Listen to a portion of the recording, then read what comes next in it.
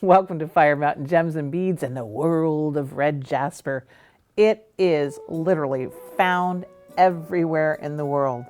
And as a result, it's integral in many, many, many different nationalities, traditions, and legends. Jasper comes in all kinds of different materials. But today, we're going to do red jasper. And it's an unusual one because jasper is supposed to be a spotted chalcedony, a heavily banded chalcedony. But red jasper is almost all a solid brick red. And that's because of its high iron content. So today's project is this great unisex necklace made with red jasper and gunmetal and a pewter pendant. To begin this project, I'm going to start with the pendant. The pendant has a bit of a dome on it, and in order to accept that flat red jasper cabochon, I'm going to file the top of that dome off a little bit.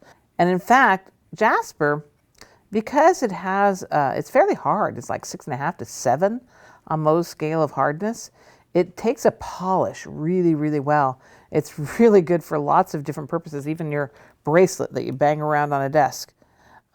But because it takes such a great polish, I have these beautiful cabochons, and they are nicely polished. And since they're so nicely polished, I am going to rub a little bit of that polish off the back as well, so that it has some tooth for the glue to hang on to. Not much, just to give it a little tooth. There we go. Okay, now my favorite glue for this kind of purpose is DevCon 2-part epoxy. And what you do is you take a little bit of each part A and part B, whatever you want to call them. And I try and squirt out equal parts of the 2 parts. If I don't get quite equal, that's all right. I'll just make sure I mix equal parts. And this just, take a toothpick, stir up that 2-part epoxy. I find that as I'm mixing it, it tends to get just a tiny bit cloudy. And then when it's fully mixed, it's fully clear again. And that's when I know I'm ready to put that on my cab. So I'm taking up a nice little blob of that 2-part epoxy. This is a 5-minute epoxy, so you've only got 5 minutes to work with it. So don't dawdle, be prepared. Here we go, I'm going to put a nice big blob right there. I might even make it just a little bit bigger because I want it to ooze out a little bit out from underneath my cabochon. Okay, pop my cabochon on there. And you see I've still got quite a little ring of glue around the outside. That's great, because next thing I'm going to do is I'm going to use a jump ring to make a bezel. Just going to put that right over the top of the cabochon. Push it down. And it gives it that really finished look, like I've created a bezel on top of this thing. But so easy. Set that aside.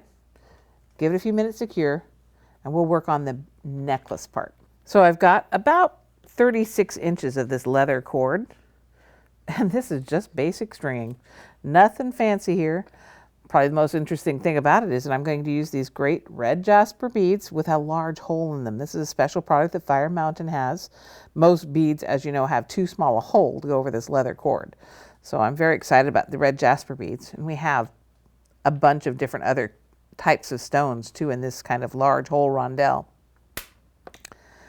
And though they have a large hole, that doesn't mean they're going to fit perfectly. They are handmade, so not all holes are created equal. You want to make this just a little easier on yourself? Cut a wedge shape on the end of your cord. Cut it a diagonal and give yourself more of a pointy surface to aim at this hole. And that'll make life a lot easier. In fact, you can also screw it on there as if you were screwing on a bolt. And you want to cheat some more, you can grab your pliers and help you pull that through. So, adding the red jasper, the gunmetal,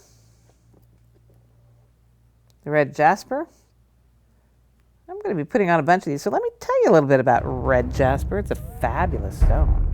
After all, it was carried by Siegfried the Dragon Slayer. He had it in the hilt of his magic sword. I imagine that's what helped him slay the dragons.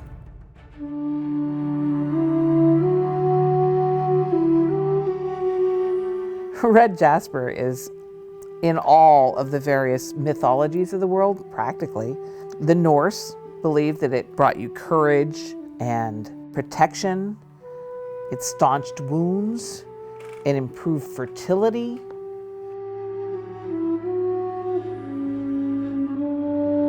In Egypt, it was associated with Isis and was used to create amulets for the dead.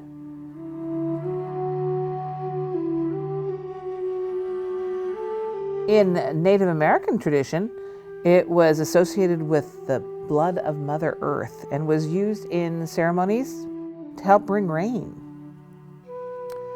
The red jasper is associated with the base chakra. Because red jasper is associated with so many cultures, it pretty much, in various cultures, heals just about anything. 1, 2, 3, 4, 5. One more gunmetal bead.